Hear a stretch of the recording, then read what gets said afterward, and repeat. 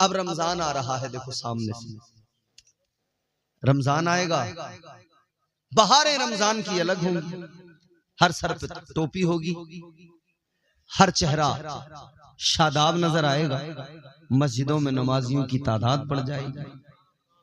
एक महीने के अंदर हम लोग जी जी जी बेशक माशाअल्लाह एक अलग ही माहौल क्रिएट कर देते हैं, एक अलग ही माहौल बना देते हैं। और वो इतना खूबसूरत माहौल होता है कि वो अगर 12 महीने के लिए अगर हम बना देना, खुदा की कसम दुनिया देखेगी, मुसलमान दुनिया की वाहिद तरक्की याफ्ता कौम बन जाएगी, वाहिद तरक्की याफ्ता कौम मुसलमान बन जाएंगे। मगर एक महीना आया तो बड़ी तैयारियां हैं, लेकिन इस एक महीने के अंदर भी शुरू के जो 8 दिन होते हैं ना, उसमें बड़ी रमक होती है। और 8 दिन के बाद में फिर बाज लोगों का जो है ना, फिर अंदाज ही बदल जाता है। 8 दिन तक तो बड़े शान के साथ पक्के मुसलमान बन के 5 वक्त घुसे जा रहे थे मस्जिदों की सफों में। गर्मियों में पंखे के नीचे उस जगह पे कब्जा था कि यहां हम खड़े होंगे। किसकी मजाल थी जो वहां पे खड़ा हो जाता साल भर का नमाजी, मगर उसकी जुर्रत नहीं थी कि उस जगह पे खड़ा हो जाता। बरसाती मेंढक की तरह जो 1 महीने वाले आते नमाजी ना, ये 8 दिन में इनकी बैटरी डाउन हो जाती है। 1 हफ्ते बैटरी डाउन 8 दिन में जैसी होती है तो फिर नॉर्मल हो जाते हैं। तरावी में पहले दिन बहुत आएंगे, फिर धीरे धीरे नॉर्मल कम होते जाएंगे।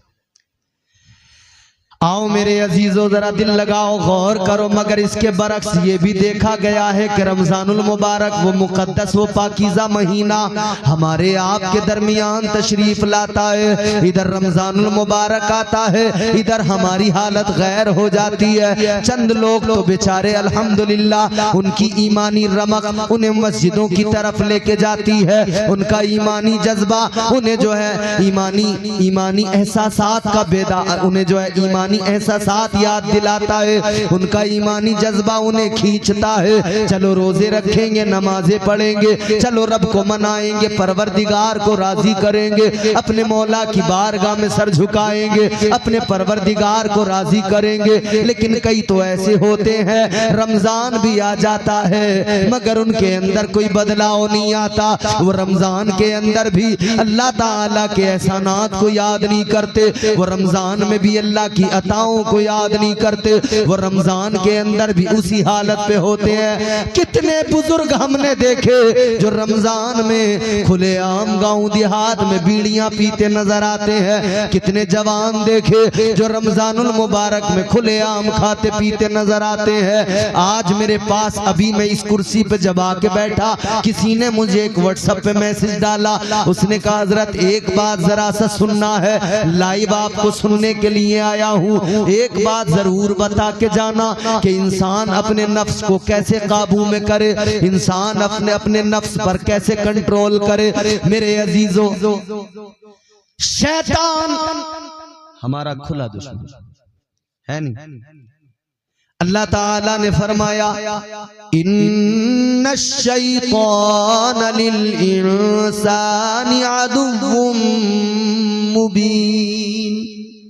अल्लाह ने फरमाया बेशक शैतान इंसान का खुला दुश्मन।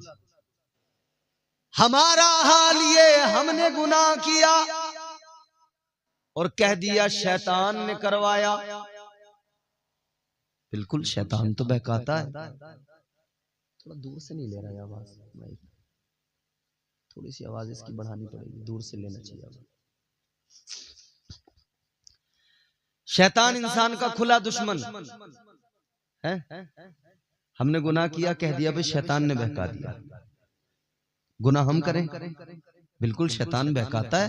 उसने तो अल्लाह से वादा किया कि मैं तेरे बंदों को जरूर बहकाऊंगा। परवरदिगारे आलम की बारगाह में शैतान ने कसम खा के कहा था, क़ाल फ़बिइज़्ज़तिका लअग़वियन्नहुम अजमईन। कहने लगा मौला तेरी इज्जत की कसम खा के कहता हूं तेरे बंदों को जरूर बहकाऊंगा। शैतान ने तो कह दिया था बहकाऊंगा, लेकिन मुझे एक बात बताओ, रमजान के अंदर शैतान को कैद कर दिया जाता है।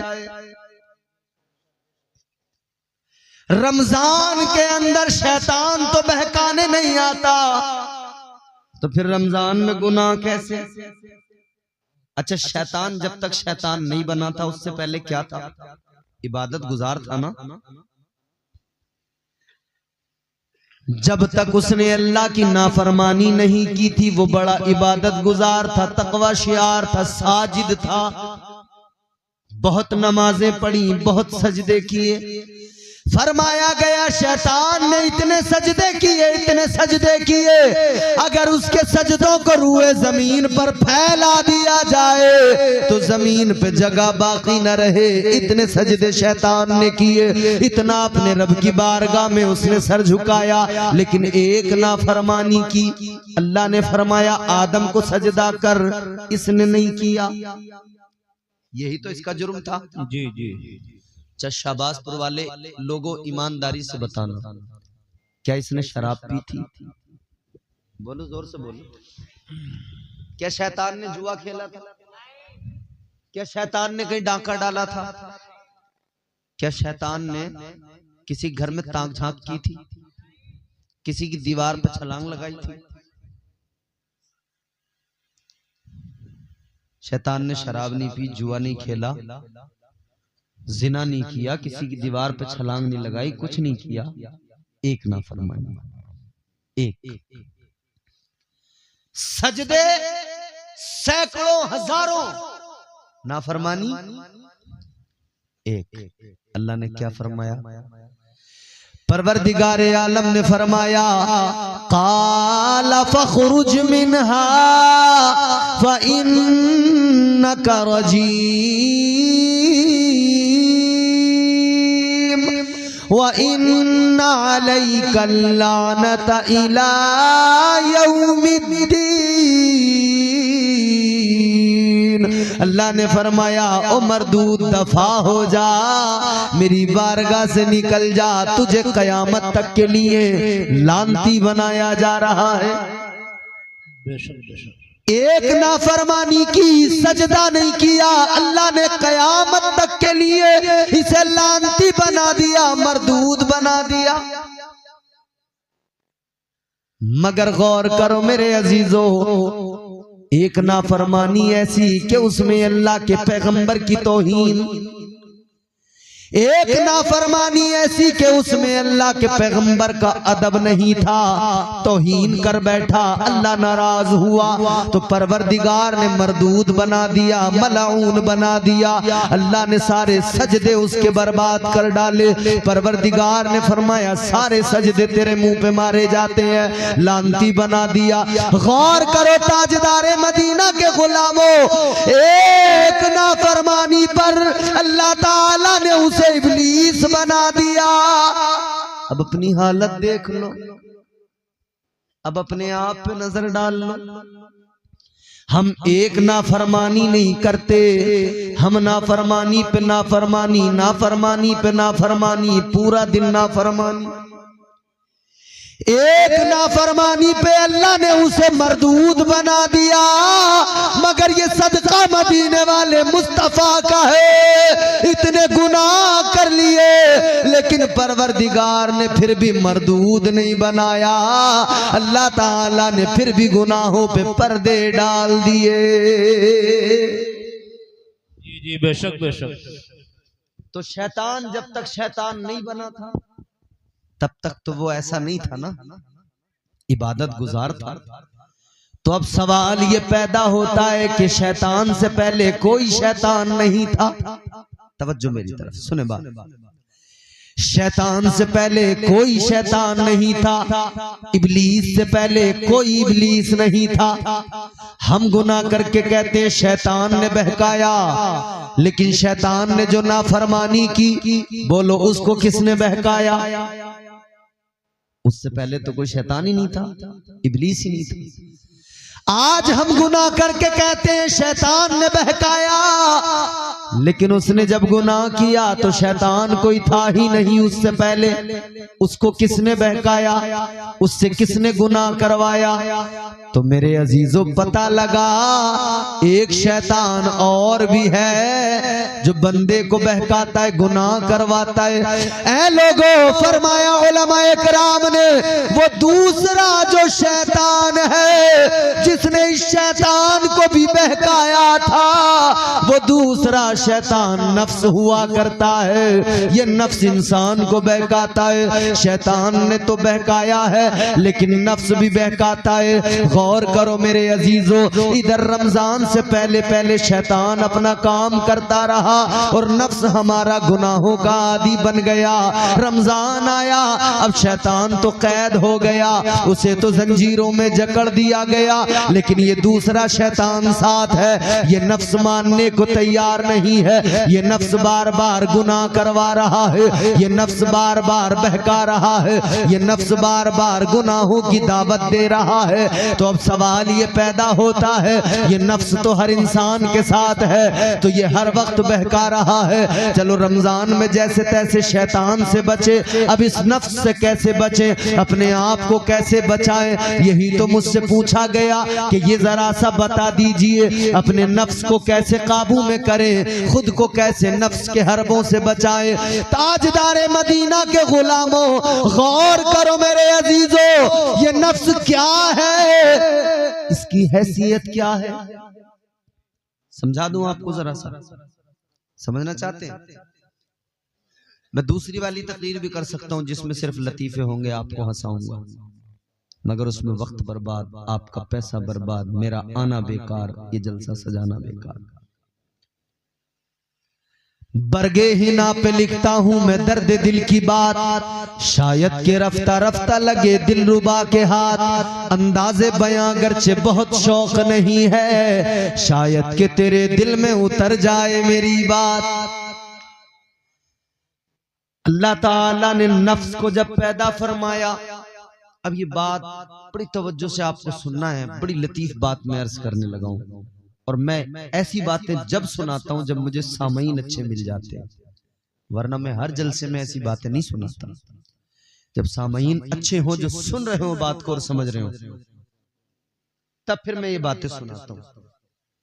नफ्स को अल्लाह ने पैदा किया। क़िबला हमारे ये जिम्मेदार उलमा हैं, बुजुर्ग हैं, हमारे बड़े हैं, लायक ताज़ीम हैं, तायीद करेंगे। अल्लाह ने नफ्स को पैदा किया ना, तो परवरदिगार ने फरमाया कि बता मैं कौन हूं। अल्लाह ने अपने बारे में मालूम किया। अल्लाह ताला ने नफ्स से फरमाया, पैदा करने के बाद में फरमाया बता मैं कौन हूं। ये कहने लगा अंता अंता अना अना, तू तू है मैं हूं। क्या जवाब दिया? तू तू है मैं। ये मैं, ये जो मैं का चक्कर है ना, ये शुरू ही नफ्स से हो जाता है। अल्लाह का सवाल क्या था? मैं कौन हूं। इसने अपनी मैं उसमें शामिल कर दी। इंसान अना का शिकार जो होता है ना, मैं ये जो करता है, आज जिधर भी देखो हालात यही हैं। मैं ऐसा, मैं वैसा, मेरे पास इतनी जमीन, मेरे पास इतने मकान, मेरे पास इतने प्लॉट, मेरे पास ये, मेरे पास वो। जिसे देखो अना का शिकार हो गया है, इसी में बीमार हो गया है। इसी की वजह से न जाने किन किन मुसीबतों का शिकार हो गया है। मगर इंसान का नफ्स जो कहता है अना अना, मैं कहो ना फला आदमी बड़ा अच्छा है, तो आदमी कहता हाँ है, मगर मैं भी मैं हूं, मैं किसी से कुछ कम हूं।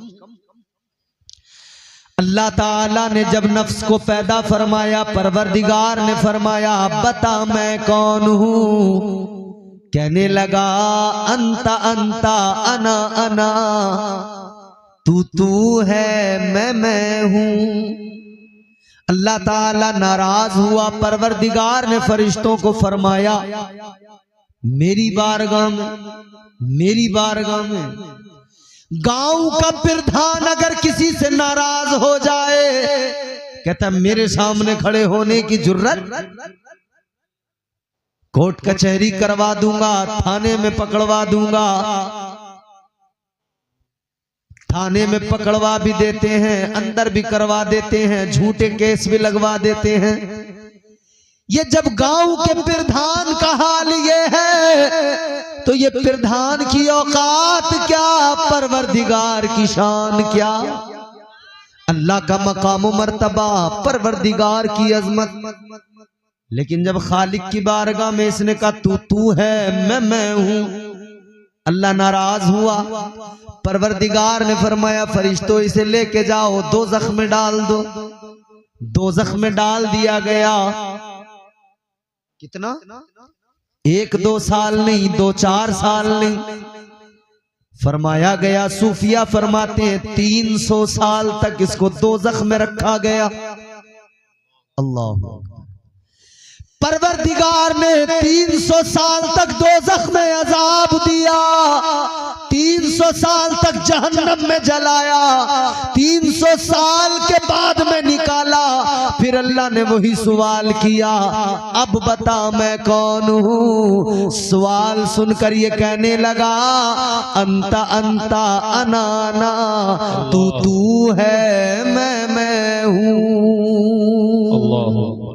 अल्लाह, जवाब नहीं बदला इसका। 300 साल तसव्वुर तो करें, 300 साल तक अजाब हुआ मगर जवाब नहीं बदला। तो 300 साल के बाद में परवरदिगारे आलम ने जब सवाल किया वही जवाब, तो अल्लाह ने फिर फरिश्तों को फरमाया लेकर जाओ, फिर दोज़ख में डाल दो। फिर दोज़ख में डाल दिया गया। फिर 300 साल तक अजाब दिया गया। और बाज रिवायात के मुताबिक 1000 साल तक दोज़ख में रखा गया। फिर दोज़ख के अंदर अजाब दिया गया, फिर दोज़ख में जलाया गया। फिर जब निकाला गया, फिर अल्लाह ने फरमाया बता मैं कौन हूं। ये कहने लगा अंता अंता अना अना, तू है मैं हूं। अल्लाह, फिर भी जवाब नहीं बदला।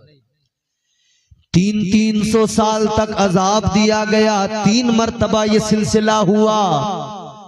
और जब तीसरी मरतबा ये सिलसिला यूं ही जब चला, फरिश्ते लेकर आए, सवाल किया गया, इसने फिर वही जवाब दिया। तो फरिश्तों ने कहा या अल्लाह क्या करें, फिर ले जाएं दोज़ख में। अब जरा बात बड़े तवज्जो से सुनने की है, बड़ी लतीफ बात। फरमाया अल्लाह ताला ने फरिश्तों से फरमाया अभी मत लेकर जाओ। फरिश्तों ने कहा या अल्लाह जवाब वही है, जवाब इसका बदलता नहीं, तो फिर से दोज़ख में ले जाते हैं, डाल देते हैं। अल्लाह ताला ने फरमाया फरिश्तों दोज़ख में अब मत लेकर जाओ, अजाब बहुत दे दिया, जवाब नहीं बदलता। तो या अल्लाह क्या करें। अल्लाह ने फरमाया इसका जवाब ऐसे नहीं बदलेगा, ये ऐसे काबू में नहीं आएगा। तो या अल्लाह क्या किया जाएगा।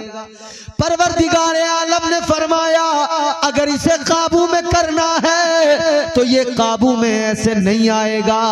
इसके ऊपर भूख का बोझ डाल दो, इसके ऊपर फाकों का बोझ डाल दो, इसके ऊपर बंदगी का बोझ डाल दो, इसके ऊपर सजदों का बोझ डाल दो, इसके ऊपर इबादतों का बोझ डाल दो, इसके ऊपर नमाजों का बोझ डाल दो। जैसे ही अल्लाह का हुक्म पाकर इस नफ्स के ऊपर भूख का बोझ डाला गया, इसके ऊपर बंदगी का सजदों का बोझ डाला गया, इबादतों का बोझ डाला गया, फिर अल्लाह ताला ने फरमाया बता मैं कौन हूं। यही नफ्स था, फिर कहने लगा तू मेरा परवरदिगार है। अजाब पे अजाब दिया गया, जवाब नहीं बदल रहा था। मगर गौर तो करो, जब सजदों का बोझ डाला गया, जब फाकों का बोझ डाला गया, जब भूख को इसके ऊपर मुसल्लत किया गया, तो यही नफ्स काबू में आ गया, यही कंट्रोल में आ गया। फिर यही नफ्स कहने लगा, ऐ मौला तू ही तो परवरदिगार है, तू ही तो खालिक़े कायनात है, तू ही तो मेरा राज़िक है, तू ही तो मेरा मालिक है, तू ही मुझे पैदा करने वाला है, तू ही इज्जत और जिल्लत देने वाला है। तो पता लग गया ये नफ्स अगर काबू में नहीं आता हो तो इसे काबू में करने का एक तरीका है, वो तरीका अल्लाह ने दिया है। इस पर भूख का बोझ डाल देना, सजदों का बोझ डाल देना, और अल्लाह ताला ने इसे काबू करने के लिए वही निजाम भी दिया, वही दस्तूर भी दिया। अल्लाह ने 11 महीने साल के दिए, हलाल चीजें खाते रहो, पीते रहो, लेकिन एक महीना रमजान आ गया, अल्लाह ने फरमाया अब जरा नफ्स को काबू में करना है, अब जरा इसे भूखा रखना है, इस पे भूख का बोझ डालना है। अब इसे एक महीना भूख का बोझ डालो, भूखा रखो, फाकों में रखो, सिर्फ सहरी होगी, सिर्फ इफ्तार होगा, तुम इसे भूख का बोझ डालोगे, ये तुम्हारे काबू में आ जाएगा। और अल्लाह ने 5 वक्त की नमाजें फर्ज फरमाकर ये ज़ाब्ता दे दिया, है मेरे बंदो तुम अगर 5 वक्त सर झुकाते रहोगे और नफ्स पर सजदों का बोझ डालते रहोगे तो ये तुम्हारा नफ्स तुम्हारे काबू में रहेगा। पता लग गया, ये काबू से बाहर जाता ही तब है जब नमाजें छोड़ दी जाएं, रोजे छोड़ दिए। इसीलिए मेरे हुजूर ने रमजान के रोजों के अलावा नफली रोजे खुद कसरत से रखे और सहाबा ने रखे, ताकि 11 महीने के अंदर भी हम दरमियान में इसे भूख भूख भूख का एहसास दिलाकर काबू में रखें। इन 11 महीनों के अंदर भी हमारा इस पर कंट्रोल रहे, ताकि तो फिर फजीलतों के साथ हमारे दरमियान रोजे आते हैं। कभी हम शबे बरात, तो हम कभी शबे बरात का रोजा रखते हैं कि नफ्स काबू में रहे। हम मुख्तलिफ मौके आते हैं साल भर में, माह रजबुल मुरज्जब में हुजूर की मेराज का मौका आता है, हम रोजा रख लेते हैं। मुहर्रम शरीफ का वक्त आता है, हम रोजे रख लेते हैं। किस लिए? कि हमारा नफ्स काबू में रहे। परवरदिगार का एहसान तो देखो, उसने हमें और आपको कितना नवाजा है। शरीयत भी कितनी लाजवाब दी है कि अगर हम चाहें तो हमारा नफ्स भी काबू में रहेगा और हम भी मुकम्मल तौर पर परवरदिगार के शुक्रगुजार बन जाएंगे। मगर गड़बड़ कहाँ होती है? आदमी जब खयानत करने लगे। आज लोगों की शिकायत है कि औलाद वफा नहीं कर रही माँ बाप के साथ।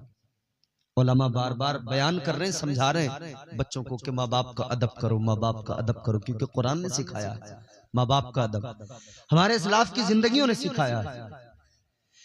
अल्लाह ताला ने कुरान मजीद में मुताद्दिद मकामात पर माँ बाप की अजमत को बयान किया। अल्लाह ताला ने फरमाया, वक़ज़ा रब्बुका अल्ला ताबुदू इल्ला इय्याहु व बिल वालिदैनि इहसाना। अगले मकाम पे अल्लाह ने फरमाया, वअब्दुल्लाह वला तुशरिकू बिही शैअन व बिल वालिदैनि इहसाना। कई सारी आयात है, मैं पढ़ता जाऊं आप सुनते जाओ, मगर लुब्बे लुबाब यही है। अल्लाह ने बार बार बंदों से कहा अपने माँ बाप के साथ में भलाई करो, माँ बाप के साथ अच्छा सुलूक करो, भलाई करो, वफादार रहो। लेकिन बच्चे वफा नहीं कर रहे। माँ बाप को गालियां भी दी जा रही हैं, माँ बाप को बुरा भला भी कहा जा रहा है, जबकि जानते भी सब हैं कि माँ बाप की कुर्बानियां क्या हैं। इतने मजमे के अंदर कोई एक ऐसा आदमी है जो नहीं जानता हो? बच्चा छोटा होता है ना, तो एक एक चीज को बार बार पूछता है, अब्बा ये क्या है, पापा ये चाय, ऐसे बोलता है ना बच्चा, पापा चाय, पापा चाय, ये चाय, ये क्या है, ये क्या है? तो बाप बताता है कि नहीं? हर बाप बताता। बाप ने बेटे से कहा, बुढ़ापा आ गया, कमजोरी आ गई, अब बुढ़ापे के आलम में बेटा इधर शबाब पे आ गया, जवान हो गया। तो बाप ने सामने कौवा बैठा हुआ देखा। बाप ने कहा, बेटा वो क्या है? उसने देखा, अब्बा कौवा है। ठीक। बाप ने दोबारा पूछ लिया, बेटा वो क्या है? उसने अब्बा को देखा, कौवे को देखा, समझे नहीं शायद, कहा अब्बा कौवा है। अब्बा ने तीसरी मर्तबा पूछा, बेटा वो क्या है? इसने कहा, अब्बा क्यों दिमाग खराब कर रहे हो, तुम्हें दिखाई नहीं दे रहा कौवा है? तो अब्बा कहने लगे, बेटा ये दिमाग ही तो खराब है, क्योंकि जब तू बच्चा था तूने मुझसे 100 बार पूछा था, अब्बा ये क्या है? मैंने 100 बार तुझे बताया था ये कौवा है। मैंने 100 बार तुझे हर बार में बताया था कौवा है, कौवा है, कौवा है। मैं परेशान नहीं हुआ था, लेकिन मैं बूढ़ा हुआ, तू जवान हुआ, मैंने तुझसे 2 बार पूछ लिया तो तू परेशान हो गया। तू कहता तुम्हें दिखाई नहीं देता, नजर नहीं आता। माँ बाप की वफाएं भूल गई ना औलाद। माँ बाप की तमाम तर वफाएं, हुजूर ने फरमाया माँ के कदमों के नीचे जन्नत है, बाप जन्नत का। जोर से बोलो, जो मानते हैं दरवाजा वो बोल दें जोर से, दरवाजा। एक आदमी ने अपने अब्बा को मारा, उससे किसी ने कहा क्यों मारा? कारी मोहम्मद रफी साहब जैसे किसी शख्स ने, किसी पढ़े लिखे ने, किसी कारी ने, किसी आलिम ने कहा भाई क्यों मार रहा अब्बा को? बाप की फजीलत नहीं पता तुझे, क्यों मार रहा अब्बा को? कहने लगा, मौलाना सब जानता हूं, ये जन्नत का दरवाजा है, मगर जरा सा टेढ़ा हो गया था, सीधा कर रहा हूं। अल्लाह है? एक बात ईमानदारी से बताना, माँ बाप के बारे में सब जानते हैं, इनकी कुर्बानियां जानते, इनकी वफा जानते, इनकी मोहब्बत जानते, इनका मकाम, इनका मर्तबा, इनकी अजमत जानते सब हैं, मगर औलाद वफा नहीं कर रही। मैं आपको एक ऐसी बात बता रहा हूं, इसको याद रख लेना, जिंदगी भर काम आएगी। बेटा बाप के साथ बदकलामी कर रहा है, माँ के साथ बेटी बदकलामी कर रही है, वफा नहीं कर रही औलाद। क्यों? वजह ये है, माँ की वफाएं, माँ का प्यार, बाप की शफकतें कितनी हैं। माँ ने 9 महीने शिकम में रखा, दर्द उठाए, तकलीफें उठाई, फिर बच्चे की विलादत हुई, फिर परवरिश की, गीले में सोई, सूखे में सुलाया, बहुत कुर्बानियां उसकी है कि नहीं? बाप ने कमाया, खूब मेहनत की, दिन रात एक कर दिया, सारी मेहनत के बाद में बच्चे की हर ख्वाहिश को पूरा किया, उसके लिए उसे पढ़ाया, तालीम दी, अच्छे स्कूल में दाखिला किया, मदरसे में पढ़ाया, अच्छी तालीम दी, उसका कारोबार कराया, बिजनेस कराया, उसको जो अच्छा मकान बना के दिया, शादी करवा दी, सारे काम किए। इतना सब कुछ करने के बावजूद भी अगर बेटा बाप के साथ वफादार नहीं, बेटी माँ के साथ वफादार नहीं, औलाद माँ बाप के साथ वफादार नहीं, तो एक जुमला काफी है समझदार के लिए, याद रखना माँ की वफाएं, माँ की हमदर्दियां, माँ की कुर्बानियां अपनी जगह, बाप की कुर्बानियां, बाप की हमदर्दियां अपनी जगह, लेकिन माँ से बढ़कर हमदर्द परवरदिगार है, माँ से बढ़कर प्यार करने वाला परवरदिगार है, बाप से बढ़कर ख्याल रखने वाला परवरदिगार है, बाप से बढ़कर ख्याल रखने वाला अल्लाह ताला है, वो खुदाए बुजुर्ग बरतर है, वो तुम्हारा मेरा परवरदिगार जिसने एक कतरे से नुतफे से मुझे और आपको वजूद अता कर दिया, बना दिया, उसने तख्लीक की, बना दिया, पैदा कर दिया। एक माँ की ममता अलग, एक बाप का प्यार और हमदर्दी अलग, लेकिन अल्लाह ताला की हमदर्दियां बेशुमार, अल्लाह का प्यार बेशुमार, अल्लाह का करम बेशुमार, उसकी अताएं बेशुमार। तो मेरे अजीजों, माँ बाप की वफाओं को देखकर लोग कहते हैं माँ बाप ने इतना किया, औलाद वफादार नहीं। जरा ये भी तो सोचो, अल्लाह ने इतने कर्म किए, तुम अल्लाह के साथ वफादार नहीं।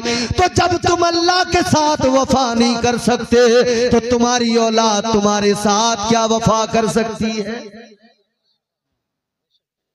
अल्लाह के साथ वफादार नहीं बने, उसका प्यार तुमने याद नहीं रखा, तुम्हारा प्यार तुम्हारी औलाद ने भुला दिया, तुम्हारी मोहब्बत तुम्हारी औलाद ने याद रहे। अपने आप को बदलना होगा। हुजूर ने बेहतरीन बनाया है, बदतरीन न बने, बेहतरीन बनाया है।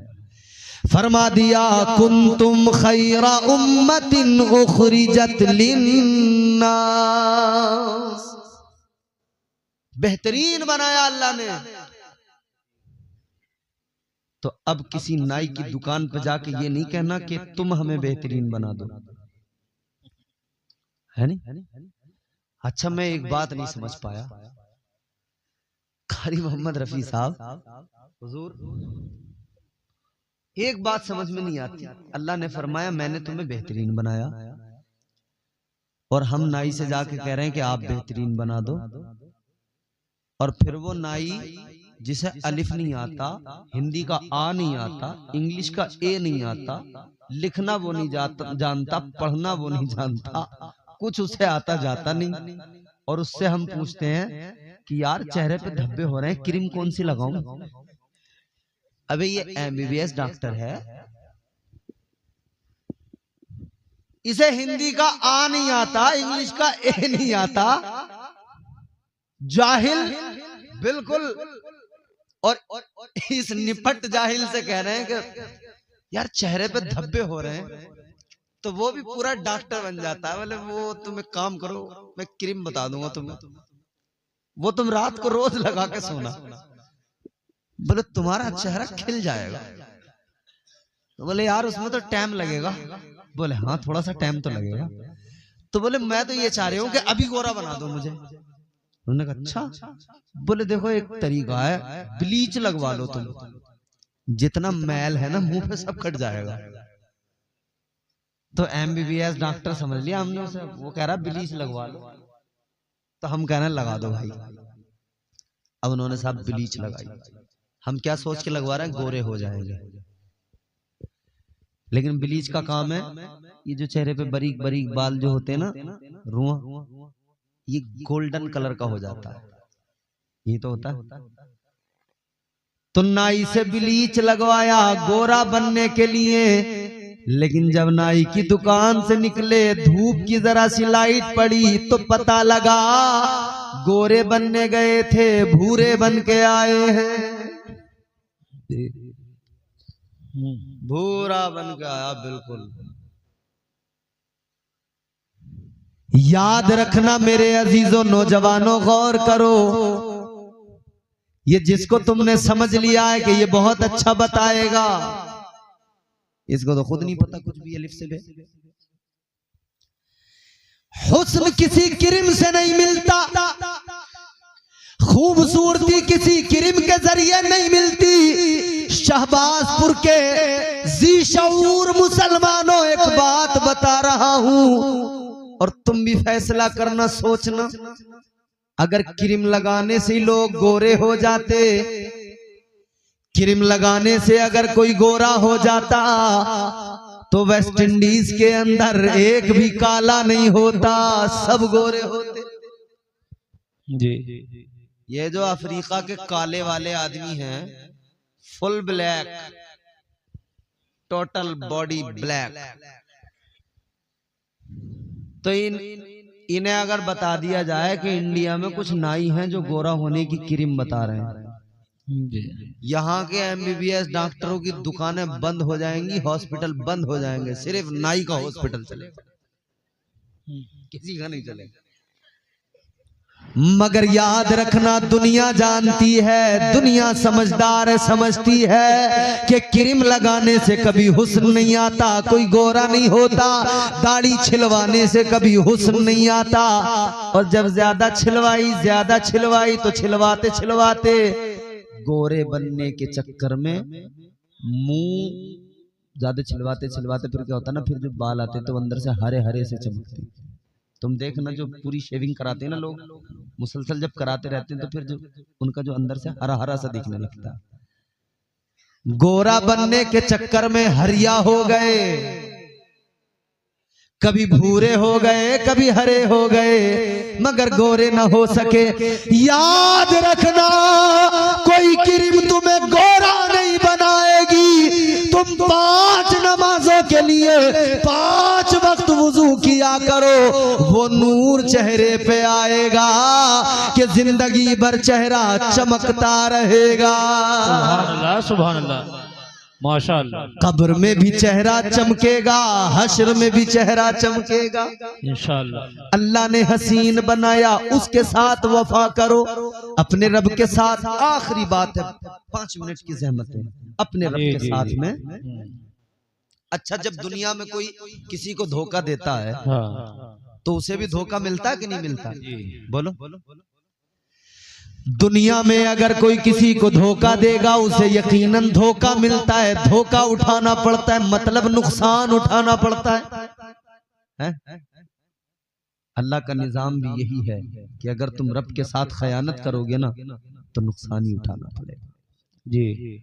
अल्लाह ताला के साथ अगर कोई खयानत कर रहा है तो यकीन रहे, वो याद रखे कि अल्लाह ताला की जात के साथ में ये मामला अगर करेगा ना तो वो नुकसान में रहेगा, नुकसान में रहेगा। और ये याद रखना, वो बचपन से हम लोग सुनते आए हैं, आप लोग सुनते हैं, जैसी करनी वैसी। ये बड़ा फेमस एक जो है सेंटेंस है, डायलॉग है, जैसी करनी वैसी। और नौजवानों, तुम्हारे लिए खास तौर पे मैं एक बात कह रहा हूं, नौजवानों से तो खास तौर पे मुझे बात करनी है। क्यों? जैसी करनी, बोलो बोलो, जैसी करनी वैसी भरनी।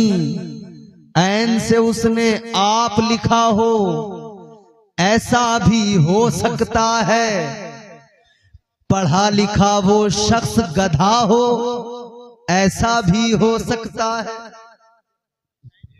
जी। ऐन से उसने आप लिखा हो, ऐसा भी हो सकता है, पढ़ा लिखा वो शख्स गधा हो, ऐसा भी हो सकता है। गैर के घर में तू जो घुसा है अपना दिल बहलाने को, तेरे घर कोई और घुसा हो, ऐसा भी हो सकता है। जी जी जी, बेशक हो सकता है कि नहीं?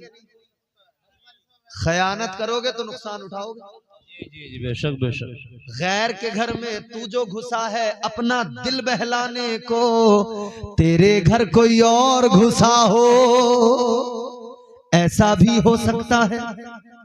एक सुनार था, परहेजगार था, दयानतदार था, ईमानदार था,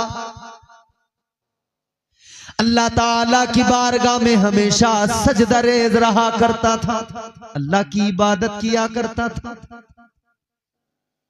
एक मर्तबा दुकान पे बैठा था, दुकान बंद की, रास्ते से गुजर रहा था, रास्ते पे एक बच्चा पड़ा हुआ मिला, लावारिस था, उसका कोई वारिस नहीं था। इसने बच्चे को देखा, इसे रहम आया, कहा इसका कोई नहीं तो चलो मैं ही इसको ले जाता हूँ, मेरे भी औलाद नहीं है, मैं इसी को पाल लूंगा, इसी को अपना बेटा बना लूंगा। घर ले आया, बीवी को लाकर दिखाया कि अल्लाह का फजल हुआ है, ये बेटा मुझे अल्लाह ने दे दिया, समझो रास्ते में मिल गया, इसका भी कोई नहीं, हमारा भी कोई नहीं, बस ये हमारा है, हम इसके हैं। उस औरत ने उसको अपना लिया, उस सुनार ने उसको बेटा बना लिया, बड़ी मोहब्बत से उसकी परवरिश की, सारी जिंदगी उसे पाला, उसकी परवरिश की, बेटा बना के पाला। और उस बच्चे को जब वो बड़ा हुआ, जवान हुआ, तो ये तो पता लग गया कि ये मेरे असल माँ बाप नहीं है, लेकिन इन्होंने मुझे पाला। मगर सुनो मेरे अजीजों, सारी जिंदगी जिसको पाला परवरिश की, बेटा ही बनाया था ना उस औरत ने उसे, उस सुनार ने उसे बेटा ही बनाया था ना। एक रोज ये सुनार अपनी दुकान पे बैठा था, एक औरत आई, कंगन खरीदे, चूड़ियां खरीदी, कहने लगी हाथों में डाल दे, पहना दे। ये चूड़ियां पहनाने लगा, वो कंगन पहनाने लगा। जब वो चूड़ियां, वो कंगन पहना रहा था, वो हाथों की नरमी, वो गुदाज, एक लम्हे के लिए ख्याल आ गया। वो ख्याल आया जो ख्याल ही गुनाह में दाखिल कर देता है। वो ख्याल एक लम्हे के लिए आया, मगर एक लम्हे के बाद में ये थर्रा गया। एक लम्हे के लिए ख्याल आया, बाद में ये थर्रा गया। लेकिन जब घर पहुंचा ना, दरवाजा खटखटाया, बीवी दरवाजा खोलती है तो आंसुओं से मुंह धो रही है, मुसलसल रो रही है। सुनार कहने लगा, ऐ मेरी ज़ौजा क्या हुआ, क्यों रो रही है, क्यों आंसुओं से अपना मुंह धो रही है, क्या बात हो गई, किस गम ने रुलाया, कौन सा मसला पेश आया। तो उसने फिर रो के किस्सा सुनाया। कहने लगी, एक बात बता, ईमानदारी से जवाब दे, आज तूने कौन सी करतूत की है, कौन सा गुनाह किया है कि गुनाह तूने उधर किया है और इधर तेरा जुर्म मेरे सामने आ गया है। अल्लाह, इसने कहा हुआ क्या है, बात क्या है। कहने लगी, जरूर तूने बाहर कोई ना कोई गुनाह किया है, कोई ना कोई जुर्म किया है, तेरे जुर्म की ये सजा है। का बात क्या हो गई, ये भी रोने लगा। कहने लगी, सुन ले, जिसे बेटा बनाया, जिसे पाला, जिसकी परवरिश की, आज उसी ने मेरा हाथ पकड़ लिया, इरादा बदल लिया। वो जिसको बेटा बनाया था, उसकी नीयत मुझ पे खराब हो गई। इतना सुना तो ये रोया, चीख निकल गई। कहने लगा, हाँ मेरी मनकूहा, मेरी बीवी, मेरी ज़ौजा, आज मुझसे बड़ा गुनाह हो गया, आज बड़ा जुर्म हो गया। एक लम्हे के लिए जब चूड़ी पहनाई तो एक लम्हे के लिए ख्याल मेरा बदल गया, एक लम्हे के लिए गुनाह का तसव्वुर आया। उस तसव्वुर ने ये नुकसान पहुंचाया कि घर में मेरी बीवी पे उसी ने हाथ डाल दिया, जिसे मैंने बेटा बनाया, जिसे पाला, जिसकी परवरिश की। रोने लगा, कहने लगा, जुर्म तो हुआ है, लेकिन फौरन मैंने इरादा बदल लिया। बीवी भी रोई, शोहर भी रोया, अल्लाह की बारगाह में गिड़गिड़ाया। कहने लगा, मौला मैं जान गया, जैसी करनी वैसी। रोया, मुआफी मांगी, तौबा की, तो परवरदिगार ने मुआफ किया। वो भी जो घर में बेटा जिसको बनाया था, जिसको पाला था, वो भी बहुत रोया, गिड़गिड़ाया, आके कदमों में गिर गया। कहने लगा, मुझे मुआफ कर दो, मेरी खता हो गई, बख्श दो। कहता, पता नहीं क्या हुआ, ये मैंने जानबूझ के नहीं किया, ये मुझसे खुद ब खुद हो गया, ये मुझसे बेखुदी में हो गया, ये तो मेरी माँ है और मैंने ये किया। कहता है, मुझे जीने का हक नहीं, जिंदा रहने का हक नहीं। ऐ लोगों, याद रखना, जब हम वफादार नहीं बनेंगे तो कोई हमारे साथ वफा नहीं करेगा। हम अल्लाह के साथ वफा करने लगे, हम अल्लाह के हुजूर सर झुकाने लगे, परवरदिगार करम फरमाएगा। तो हजरत मूसा अलैहिस्सलाम ने अर्ज किया, मौला ये उम्मत मुझे अता फरमा दे। अल्लाह ने फरमाया ये तो बड़ी बेहतरीन उम्मत है मूसा, ये तुम्हें नहीं दी जाएगी, ये मेरे महबूब की उम्मत है। हजरत मूसा की उम्मत के लिए कानून क्या था? कोई सदका करना है, लाकर मैदान में सदके वाली चीज रख दी गई। एक आग आती थी, एक बिजली सी आती थी। सदका जिसका कबूल उसका उठा लिया या जला दिया, जिसका कबूल नहीं पड़ा है, सड़ा है, गला है, तो लोगों को पता लग जाता था इसका कबूल हो गया, इसका कबूल नहीं हुआ। तो जिसका कबूल नहीं हुआ उसको गिरी नजरों से देखा जाता था। ये मूसा अलैहिस्सलाम की उम्मत का कानून, मगर उम्मत मोहम्मद का कानून क्या?